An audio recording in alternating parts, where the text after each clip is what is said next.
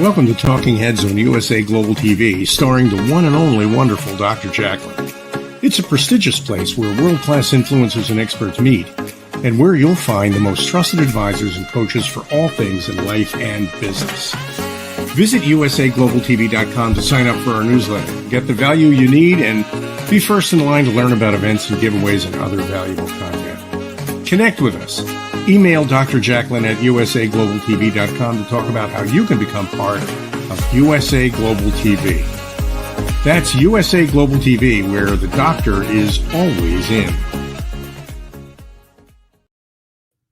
Hello, everyone, and welcome to USA Global TV. And hello to our friends listening on Business Talk Radio out of New York.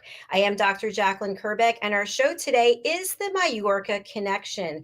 Joining me, as always, a very important part of our platform here at USA Global TV. This gentleman is a friend. He's a coach. He is also a co-host. He's a talking head, which means he's an expert presenter here on our platform. And he's an elevated listener, which means you should get to know Mr. Roland Friedl, because he really does care about listening to what it is he can do to help you. Let's welcome him to the program. Roland Friedl. Hello, my dear. How are you? Hello, Jacalyn. Great. Great to see you again. How are you doing? I'm doing well, thank you. It's nice to see you too. And we've got a great topic today, which we're going to get to in a minute. But before we begin, for people who are joining us for the first time, I'd love for you to share a little bit about the work that you do, number one. And number two, why do we have these boxing gloves up here? What do they mean? Okay, thank you. Yeah, so good morning, good afternoon, good evening from wherever you're joining, guys, all over the world. I'm Roland, originally from Austria. I'm Austrian, a little country in Europe, but a beautiful one. And since many years, I'm traveling the world. And right now I'm from Mallorca, Spain. I'm broadcasting from Mallorca, Spain, a beautiful island in the Mediterranean Sea. And my background is always a business-related one. I was working a long time in actually not a long time, 5 years in the corporate world, but I had a very fast career, become an executive manager and a member of the board of directors. So I left the corporate world, went into my own businesses worldwide. And then I found out that we as leaders and all my colleagues, we are really struggling. So I dedicated my life the last 30 years about supporting organizations and the leaders. Yeah, not only to be more successful, better performance, more sales, more revenues, more, market shares, but also to have a more purposeful life that really drives me. Because, when we work as a man or woman, we dedicate our life to our work, our corporate, during the time we are working in the office, wherever, we don't spend the time with our beloved ones, with our family ones. So they miss us. So when we come home in the evening, on the weekends, or however, my goal is that I'm really full of energy, not like most managers coming home really exhausted, close to burnout. They don't have time for the families, their kids. They're not really present. They're there, but not present with their mind. So they're just following some addictions like, eating, drinking, drugs, or Netflix or whatever. So I dedicated my life to support these people to be more purposeful, more happy, to get energized and full of energy. So when they finish their work and coming home to beloved ones, that they really spend time and are really present on the time, because that's the most important thing I strongly believe besides health is relationships, spending time with their beloved ones, friends and families. That's why I dedicated my life. This is what I do with Spartan Performance Systems with my team. This was I do with my coaching with Wireless Life Rocks. And since 2 years, I started a group in the US and also in Europe, Sparring for Men. That's why both the boxing gloves are in the back. I see myself and my team as sparring partners, sparring from boxing, preparing for box fight, sparring with leaders, with organizations, sparring with men in the men's group to support people and to get them fit for the real world, for all the challenges and all the distractions. That's what I do. And you do it so well. Well, that's what the client says, hopefully, yes. Well, I know that you've given me a lot of coaching, and I really appreciate it. You do a great job.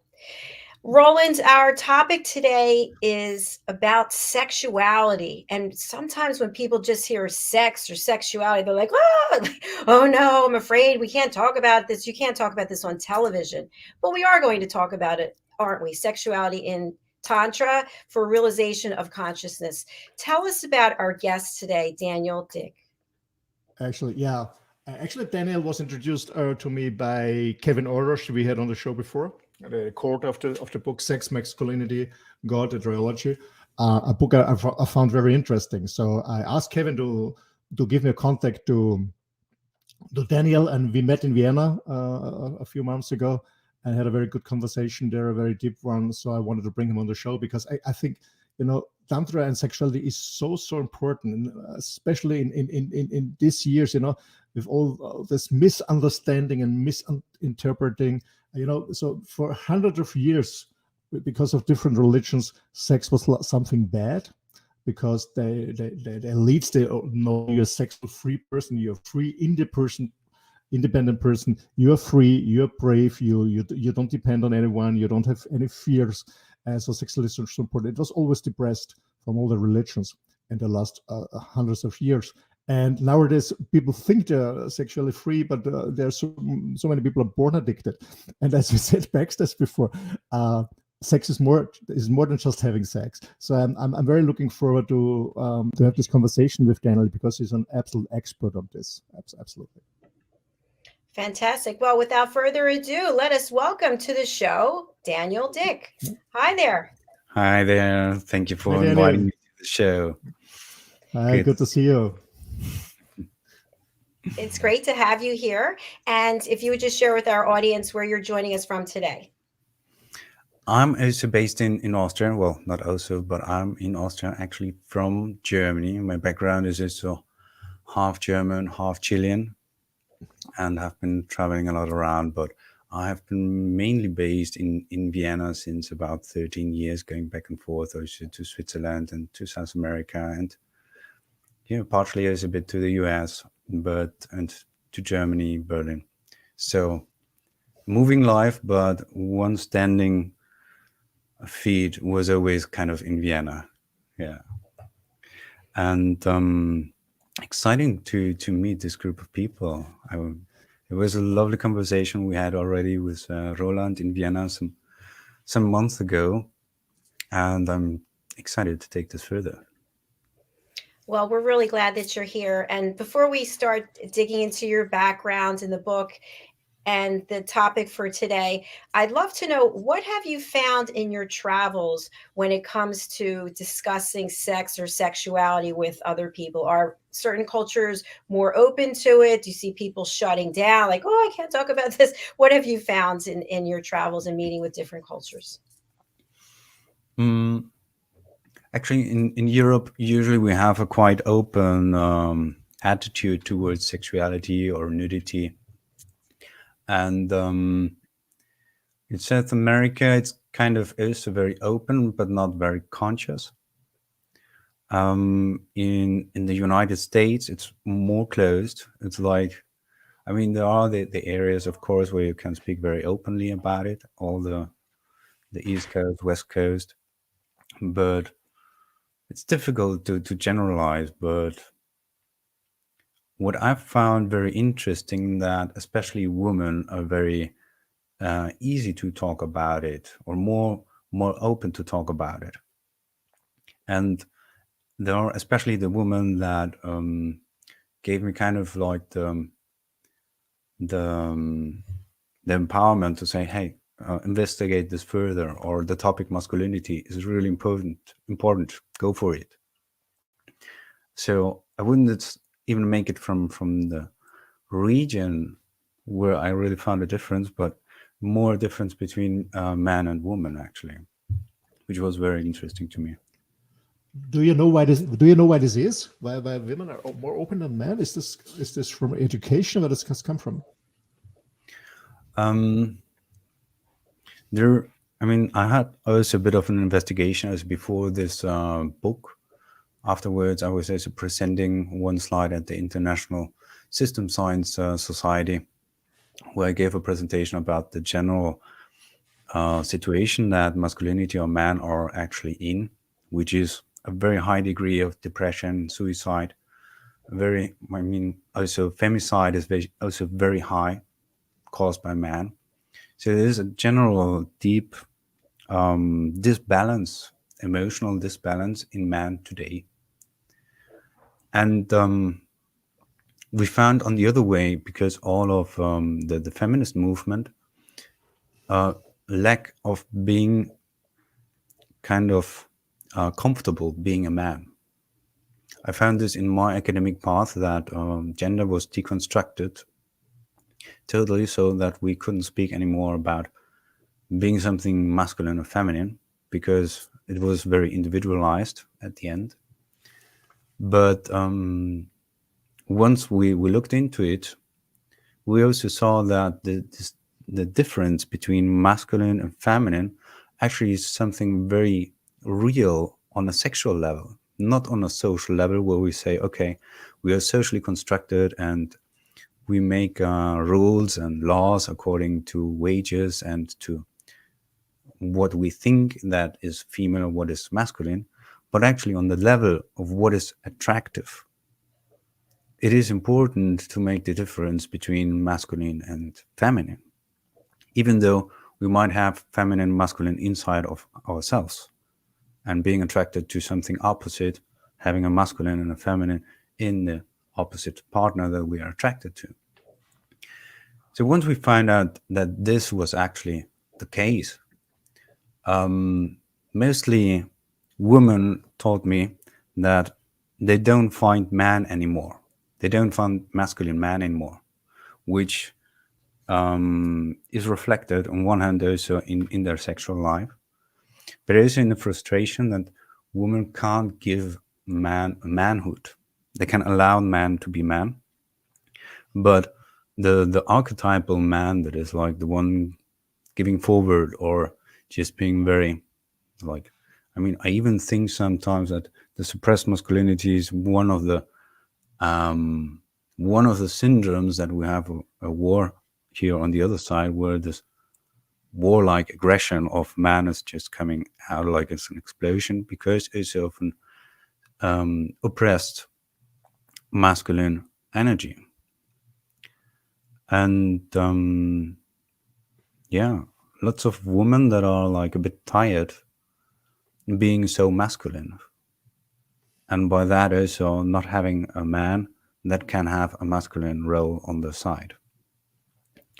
On the other hand, we found there's many different things where just what I'm saying was causing a lot of troubles and arguments also among my friends, because saying like, you can't say this because you can't be against feminism. And I'm like, no, that's not what I'm saying. You know, I'm purely for equal opportunities for everybody, for every human right. But on a sexual level, there is a difference. That is a difference because there is an attraction towards what you're not.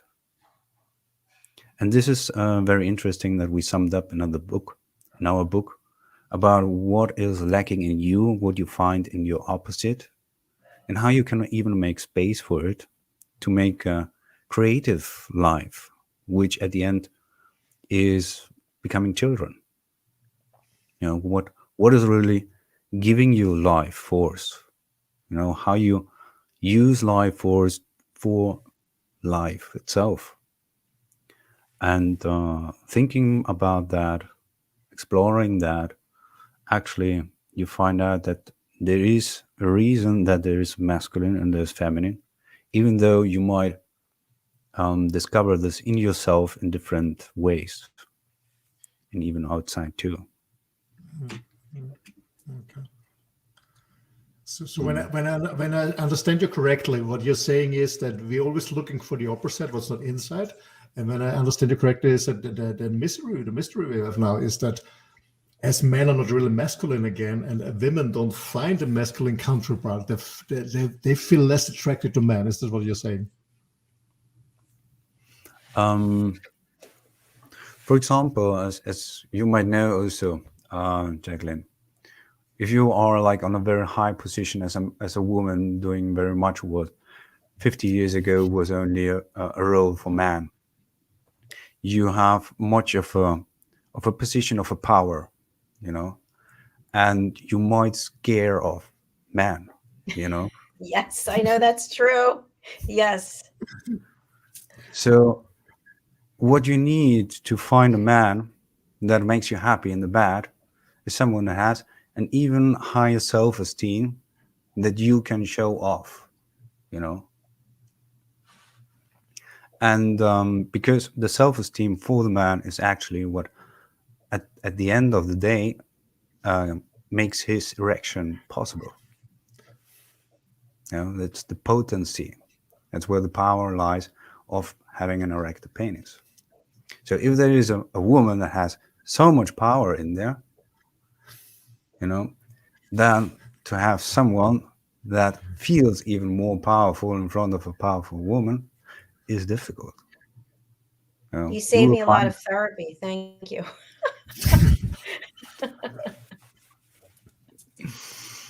No, I mean, I understand what you're saying. I agree with what you're saying. Something else that is resonating with me is, in many cases, as a woman, if you're with a man who doesn't have a lot of self-esteem or does keep his feelings repressed, I found that I had to go into my masculine energy much more than my feminine energy. Does that make sense? To sort of compensate? for the typical feminine is the one that gives space and does nothing. And this is something very hard for women nowadays to do, because they are very used to do something, to be self-determined and independent. So they have to do always something. And if the masculine has a lack of self-esteem, it's very hard to get it from a woman. If the woman has to give in the self-esteem, it's difficult. It's easy to get a self-esteem from a man to a man, because self-esteem is something that you have to realize from yourself, but just allowing yourself to take the steps forward. And by that, the other part has only to make space for it, that someone can take the steps. Does it make sense to you? Yes, I'm following along. But it's not usually the one that makes the decisions, because already taking steps, for example, is someone that makes decisions. The other one is allowing and receiving decisions. And by this energy, it can be also it doesn't have to be like one side has to be masculine, one side has to be feminine. You can switch it all away. And that's how you create actually the flow of energy, But if you're constantly on one side, you just exhaust yourself. You exhaust the other one. So even in a corporate world where you're the boss and one person is receiving the instructions, the one that is giving all the energy to the one that has to receive the instructions is exhausted afterwards, after the end of the day. The one that is getting the instructions is filled up with the energy, but sometimes he likes it or sometimes not. It depends. And has to release it somewhere else. And you can find this flow of energy in your sexual life or during having sex too, on different levels. The penis is the one that gives the energy from one side. But for example, the masculine side of the woman are the breasts. This is how the energy are active towards the man.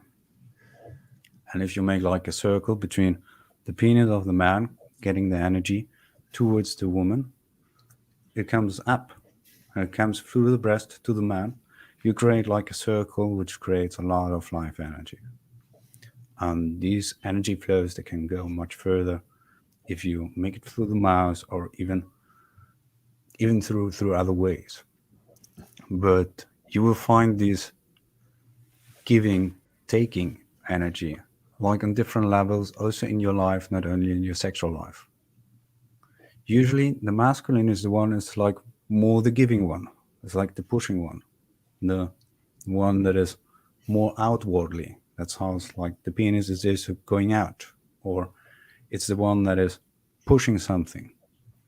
Whereas the feminine is more like the receiving one, the one that is giving space, or like, yeah, the vulva that's going inside. That's because it was like formerly the men were outside working, the women were inside the house. So nowadays we have the masculine and feminine very much in both sexes. We have a lot of women that are very masculine, that are very much out there in the corporate world. We have a lot of men, for example, as in Northern Europe. They stay at home and care about the child and don't go to work, but women do. And I don't think it's a bad idea as long as there is, from a sexual perspective, also a bigger tendency for the man also to have his masculine side, actually to be able to have sex. And by saying that, I know it is a very controversial topic because it's very conservative, actually, which I didn't grow up conservative at all. But coming back to this, I'm like, wow, it makes sense to have kind of some order of the universe that is also reflected in a lot of mythologies. Yeah.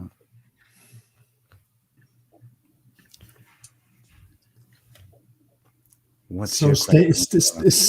staying home with kids is not sexy as a man. I mean, and it's very controversial, but I understand this totally. I mean, maybe it's. I guess when I communicate with men and also with women, and we have this role change, and the woman is more successful in business, and she's happy that the guy is looking for the kids so she can work on her career, but. That's one point. But on the other hand, they tell me they are not happy because they don't have a man with balls at home with anymore. So they want both, but it's not possible. Yeah, I've heard this especially from women. So wait, don't we have to define what it means to have balls, right? What does that mean? I know what it means literally, but if the man is staying at home taking care of the children, aren't there certain things that he can be doing while he's there that show that he has balls? I mean, what I see is like that the feminist movement that gave like the opportunity for equal social roles to women, that there's also like this turning back that as the woman got out there, because all the changes that happened for the woman were like in the outer world. The changes that are happening now from the man are in the inside world. You know, it's like just flipped up, you know. So what is happening with the man, that they get in touch with their emotions, that they work inside also themselves. You know, now home office is like the new inside reversion, you know. But for the man to have the balls also to look inside himself is also a kind of balls, which give him strength not to be like the tyrant that's dominating out there, but it's also controlling inside, which comes very much to the work of shadow work. And how to really not only be in control of the outside world, but also be in control of your mind, control of your emotions. And that's how the Tantra actually enables you to find like this middle space where you actually enact both masculine and feminine. And you find also the other one enacting feminine and masculine at the same time. And you try to meet to each other in that yin yang, to say. But you turn it and turn it and turn it. It has to be moving energy. Otherwise, it doesn't create life energy. But it has to have a balance somehow. So you will also find different kinds of balances. You know, you will also find I would have another balance to a person than you, Roland, or you, Jacalyn. You know, because you come with one configuration Roland comes with another one, and somehow you will find someone how to adjust also to another balance. It will be never exactly the balance. That's also something to always think about it, that there is no perfect in equal state, or the one that everybody's dreaming of, like the one that Hollywood always gives us. Then everybody is happy, we found the one, and it's the end of the story.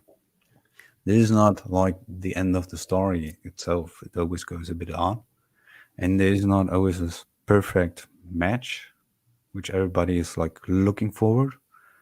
Because if it would be perfect, it wouldn't be moving. You wouldn't be learning. You wouldn't be exchanging energy, actually. And this is something that's very important just to acknowledge. And I don't know, Hollywood gives us very much like the sensation and the frustration also about a perfect love. And I mean, I can talk also for myself. I have been also searching perfect love. And always, my question was always like, is perfect love something only for the Buddhas, for Jesus, or is it human too? And I came up that being human might be even better. It's more fun.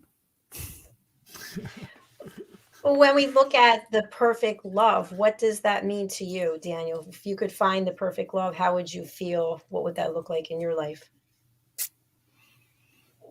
The perfect love is where you can grow and make the other one free. How you free the other one. Usually you will have a relationship and you want to bound someone to you. And I would thrive for the contrary. I want to free someone, because only if you look into what is your condition, how, like the unconscious programs that you are running, because of fear, because of ignorance, because of I'm too bad, I'm too jealous, I'm not worthy, I'm whatever. Actually, these programs can be very much attached to the person you're loving, because you try to love someone that is out there, but you want to love him. Actually, you want to love something that is in you. Mm. And if you find that the partner actually as a mirror, and okay, you are a mirror, and we can grow together as being mirrors to each other. We can grow by making ourselves conscious about what the other actually is, that we see outside, but we search inside. And by that, breaking the chains of your unconscious. And this is hard work and gets you into troubles. It's not fun sometimes. It's very much fun, but it's going deep. Yeah. Thank you for sharing that. I guess the challenge is that we have an ideal partner in our mind, in our head, and we meet somebody who comes close, and then we put this over the other person with high expectations, and then of course it's not perfect, and then we are frustrated, and then we go to the next one, and then the next one, and the next one, always taking the same pattern, and not taking the challenge. Like I did in my past, to be very open and honest. I fucked up 2 marriages until I really found out, oh shit, it's about me. It's not her, it's me. And then in my relationship, actually, Daniel, you met Agnes in Vienna too. That's what I learned. This is a mirror, and what you don't like, or what I don't like from her, it's just me. Yeah? And learning this, and what you say, and growing, and both getting free. That's so important. Yeah. But as you said, we say this, and I raised up in a family. My parents get separated very, very early.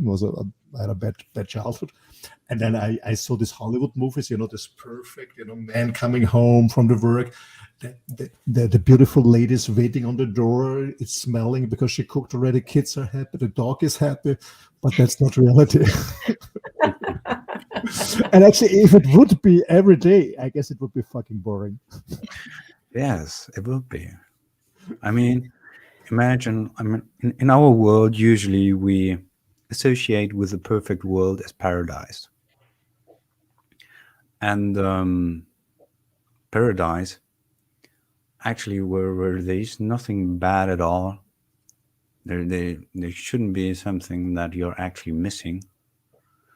So, in that kind of paradise, there's no reason to change anything.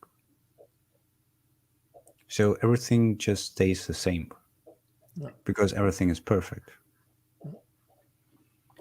If you're in paradise, for sure, there is nobody having sex. And that's how we associate then also Eva having the sin by taking the apple of the tree and getting kicked out from that paradise. And actually, the sin, it's like, okay, I become conscious about myself. I eat from the apple, which enables me to know.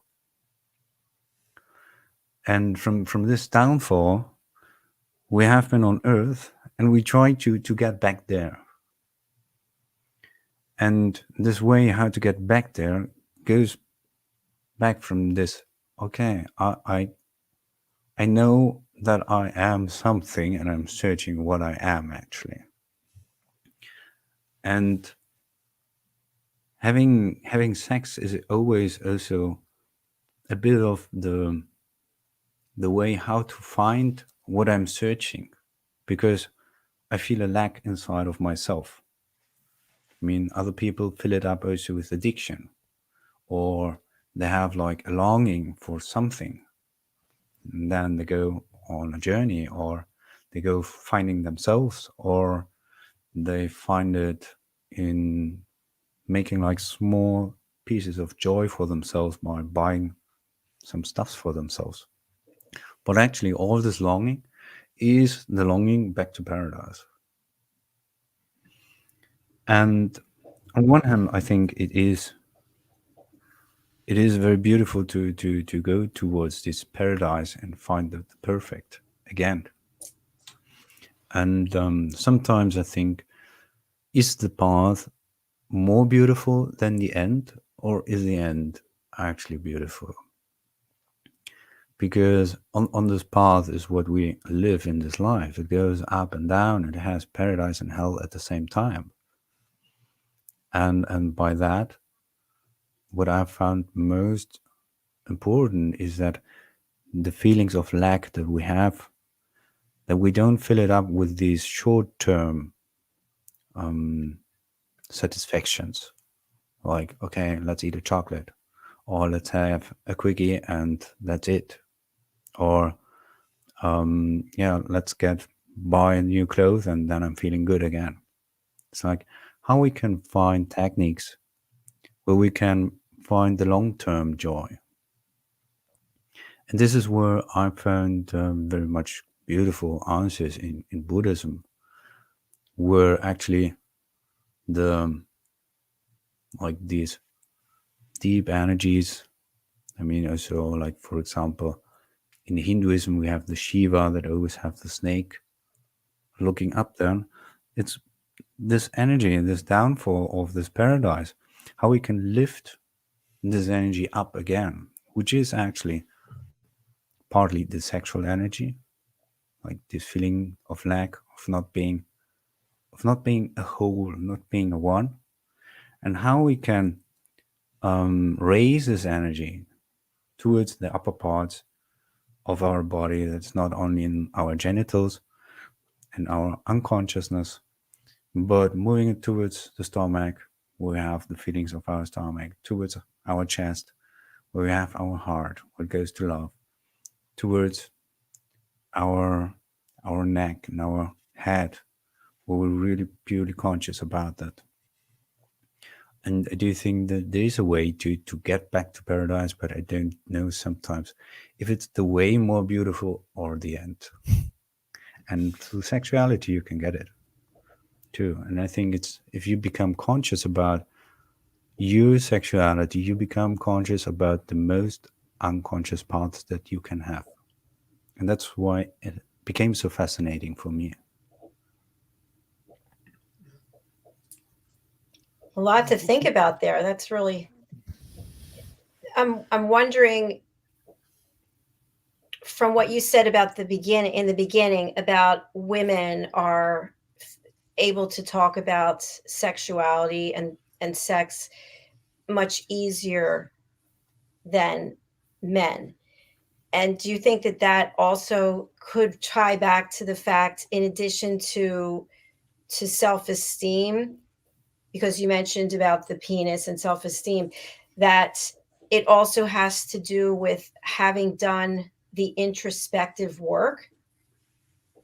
Sure, there's a bunch of men, especially in new age groups, is like just plopping up. Everybody everywhere is plopping up men circles.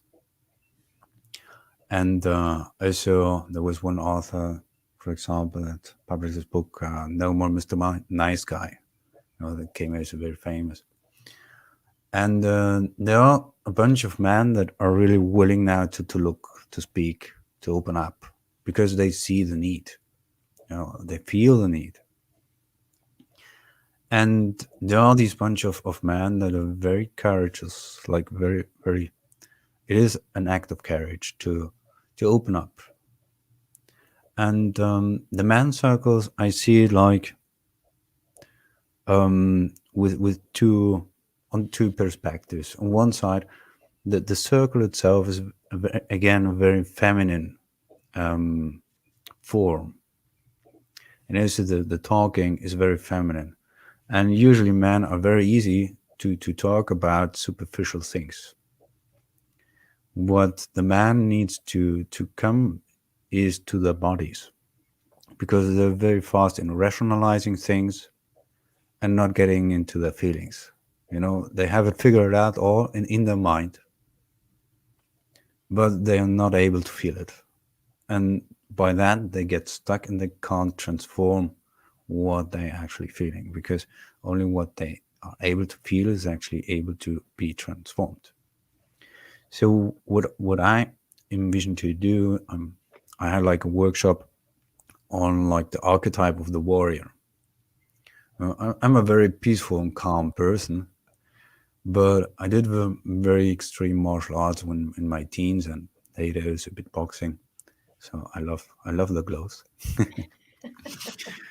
But it's more about the awakening the archetype of the warrior again, which, for example, in astrology is much related to Mars, which is like this fighting energy, which is the sword itself, which some relate also the sword to the penis, because it can be this penetration. In German, there's even like, I don't know how it is in English, never mind.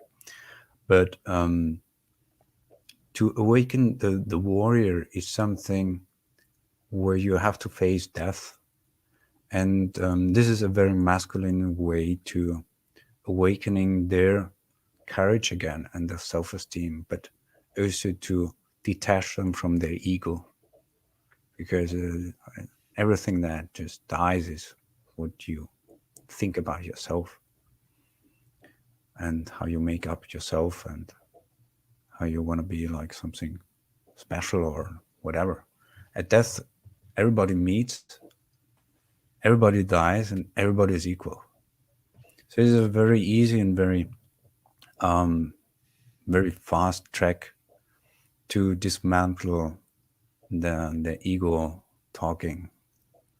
And I found it more useful to get with man into the body work, because usually the body as well as sex are the containers of your unconscious. And if you work from there, you get quicker to something conscious that has been unconscious. And when you work regarding towards death, you become more sensitive towards things that are blocking you to, on one hand, being able to rest in peace, or when you really think about what are you going to do if you die tomorrow? I mean, death is also just a taboo as sexuality and masculinity has been. That's why our last chapter is also dedicated to love and death, because they're both things we fall into the unknown. We don't know what's beyond love and what's beyond death. And for both, we need just tremendous courage. If I talk towards man, it's courage. If I talk to the feminine part, it's devotion, or devotion, the possibility to just allow. And two parts are very important, to just get out of your ego and find how it is wounded and how you just pretending to be something. Daniel, I have so many questions I'd like to ask you, and Roland actually about the men's circle, but we are out of time. So I hope you'll come back and follow up with us again. Thank you. Very welcome. Yes. Exciting to speak to you. Thank you. I can highly recommend your book, really, absolutely. And my favorite chapter is also the last one. Absolutely, I can highly recommend it. Daniel, when our audience want to visit a workshop, when is your next workshop? I actually, right now, I'm searching for a good place in Vienna, because, if someone gives me a space in Vienna, I'm up for it. But actually, Kevin and Cadell is coming to Europe, because we're invited at the European Men's Gathering in Denmark. In August. That is in August. And there is I don't know the date exactly. There's a Mannzeit. I'll write this here. Mannzeit. I hope that's correct. Well, let me see if that's correct. Mannzeit. In Berlin, there's another conference organized by John Eigner. That is Mannzeit. I will put this on my website. I haven't done it yet. Yeah, the Danish gathering is from the 4th to the 7th of August. Yes. Denmark, yeah.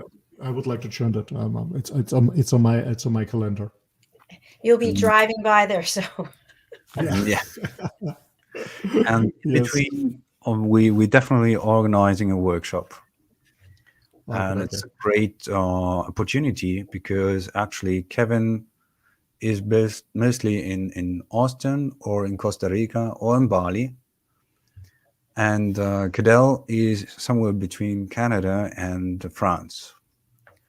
So having the three of us is just an amazing energy. I love these guys, to hang around with them, because we're so different also to each other. So it's very enriching to combine these energies. And Kevin and his energy will be here on USA Global TV on Friday on Adversity to Awesome, which is at noon Eastern time. Daniel, I'm going to spotlight you. And for people who are listening on the radio and they can't read the banner, and for anyone else who's interested, who would you like to reach out to you, and what's the best way to reach out to you? The best way to reach out to me is through my email. That's dickd0486@gmail.com, or just visit my website. That's daniel/dick.com. And I also have Facebook, Instagram, WhatsApp, Telegram, whatever. And to purchase your book? To purchase my book, it's the website sexgodmasculinity.wordpress.com. All right. And you also find it in my website and on Amazon. Thank you so much. It's been an absolute pleasure having you here today. And as I mentioned, I hope you will come back and further the conversation with us. Thank you for both of you. It was a pleasure. Thank you. Bye, Daniel. Thank you so much. Bye. Bye. Well, that was a great interview. And as I mentioned, I really do have a lot of questions, especially one of them was, and we don't have time to get into it, but, from the American perspective, just my perspective, football, baseball, hockey, you see your buddy, hey, how's it going? I'm doing this at work and I'm making all kinds of money. And how do you then bring a group of men together and you're going to actually do the work and go inside, and all of those things of who you are and what you do are left outside the circle so that you can actually get down to it. I would think there's some kind of transition period for that courage and that being that willingness to open up and talk about what's really going on, that there has to be some kind of transition there. It's from my experience with my men's group, it's only men coming who, as Daniel said before, who feel it, that they have to change something. They have the feeling, and then they come to it and they have a look at it. And as everything in life, it always needs one person who starts as a leader and opens himself and talks about, it's mostly me in the group or someone else, and we talk about our inner world, about our fears, or if there was a sexual abuse, whatever it was. And then men said, oh, it's not only me. They just get a healing and a release just by listening to other men. And then maybe the second or the third show, they open up themselves and they start talking about themselves. It takes some time.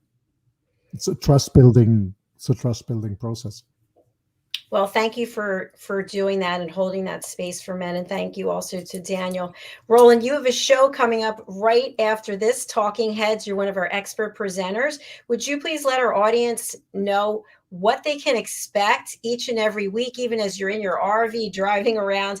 What can we expect from you as a talking head? What will you be discussing today? Well, actually, as a talking head, I'm talking about my experience, what I experienced, and I practiced myself as a leader, as a business owner in the corporate world, and also what I teach and educate my clients in my coaching, in my training, and my sparring sessions.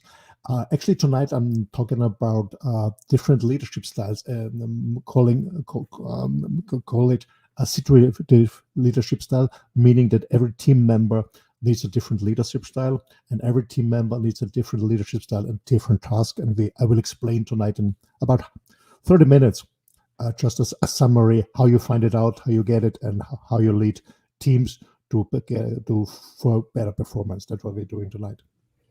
Thank you, Roland. And how can people reach out to you, and who would you like to contact you? Well, reach out to me is the best way is going on my website. It's my name, rolandfriedl.com. I spell it for you. It's ROLANDFRIEDL. My name, rolandfriedl.com. This is my website. And from there, you can find different links to, if you're a leader in an organization and you want to bring your organization forward, you will be linked to my other websites partner, Performance Systems. If you're interested in a lifestyle like myself, a free and independent, like what I call a wireless lifestyle, Wireless Life Rocks, then you will be linked to my Wireless Life Rocks coaching website, where we coach people on a free and independent lifestyle. And if you're a man or if you're a woman and you want to encourage your man or your partner to go on a men's circle, talk about their emotions and learn about that and hear from other men, then you will be linked to Sparring for Men. And by the way, the offering, the coaching offering, and also the training offering for companies, we do this in many, many languages. Not only in my mother language in German, but also in English. I have native speaking English stuff. We have French speaking, Spanish speaking, Portuguese speaking, Italian speaking, Polish speaking, and Arab speaking stuff. So everyone is welcome from all over the world. That's brilliant. Thank you, Roland. Thank you. All right. I'll let you go and do a quick change, and I'll see you in the other studio. Yeah, looking forward to that. Thank you. See you later. Bye. Thank you. Bye. Thank you, everyone, whether you're watching on the live or the replay, as most of our audience does watch on the replay. I really do appreciate you, and so does everyone here at USA Global TV. If you'd like to be a guest on any of our shows, please go over to our website, which is USA Global TV. You've got it, and just look for Book Your Session, and we will be happy to help you share your story on our shows. Okay, as you know, coming up next is our Talking Heads. We actually have a special program coming up. I will be putting out more information as the time gets closer, but it's April the 12th, and it's our Talking Heads panel. We have a panel of 5 of our talking heads who are going to be given a topic right before the show begins. They've actually never sat together on the same stage, and it will be interesting to see the dynamics and how the discussion evolves. So again, that's the Talking Heads panel on April the 12th. Okay, we're going to close out now with a couple of sponsorships, and we'll be right back with Talking Heads. So you stay where you are. I'm going to run to the other studio. Thank you. Bye. Take a moment. Take a moment. Take a moment. Take a moment. Take a moment. Take a moment. Take a moment. Take a moment. Take a moment. Take a moment. Take a moment. Take a moment. Take a moment.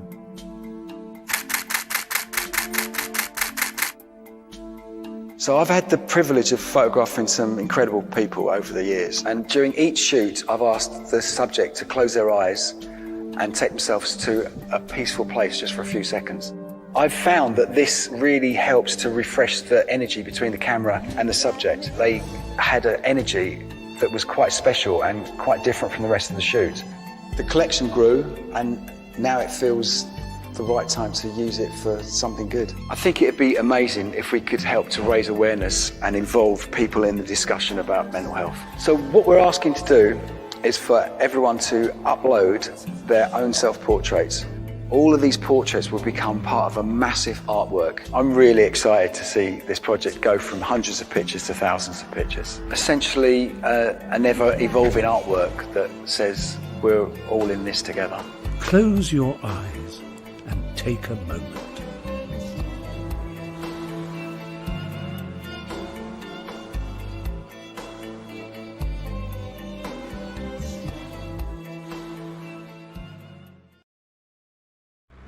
My name is Nan. Yeah. From London town. What? You got a problem? Yeah. I'll take you down. 2 for 1 on Jaeger bombs. I'm violent, angry, dangerous. Man, why'd you never talk about Auntie Nell? I could take you, you know. What do I want to go and see her for? Because she's dying, Nan. Good. You'll regret it. I'm not going anywhere. I'm staying put, and that's it. I think we can get to Nell's by Sunday. We're not going to Nell's. I've got a 2 for 1 voucher for the day spa in Coventry. Hashtag road trip. Hashtag Bants. Will you ever tell me what happened with Auntie Nell? Who's this handsome lump? Let's have a proper dance. What are you thinking about, Nan? Hold on. This don't look like Coventry. Everyone's orange. It's Liverpool, Nan.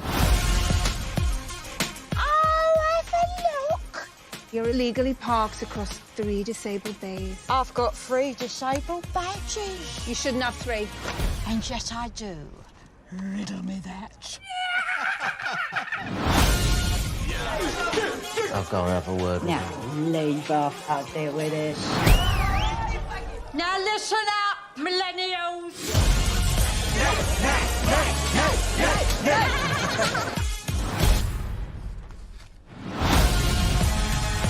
Where's my Nan?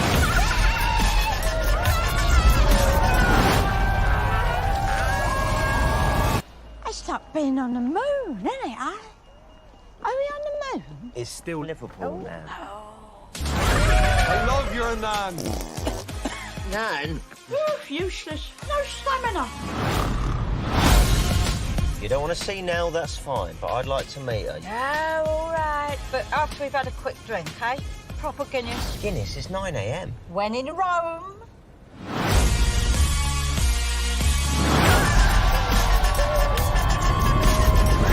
Hello, straight out. Unstoppable.